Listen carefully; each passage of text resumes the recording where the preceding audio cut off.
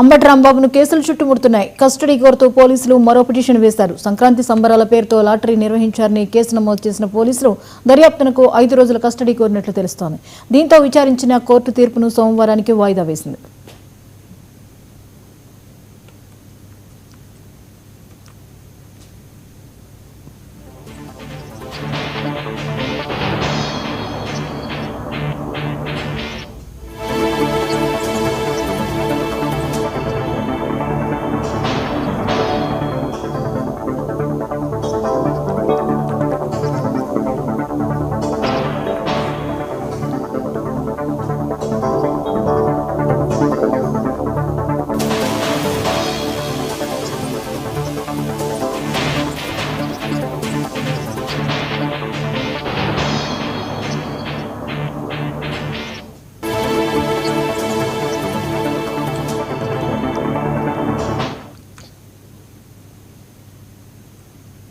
తిరుమల శ్రీవారి లడ్డు అపవిత్రమైందంటూ నెల్లూరులో జనసేన నాయకులు వినూత్న నిరసన చేశారు. నెల్లూరు రాజరాజేశ్వరి ఆలయం నుంచి మాగుంట లేఅవుట్లో ఉన్న వెంకటేశ్వర స్వామి ఆలయం వరకు 4 కిలోమీటర్లు పొర్లు దండాలు పెట్టుకుంటూ నిరసన తెలిపారు.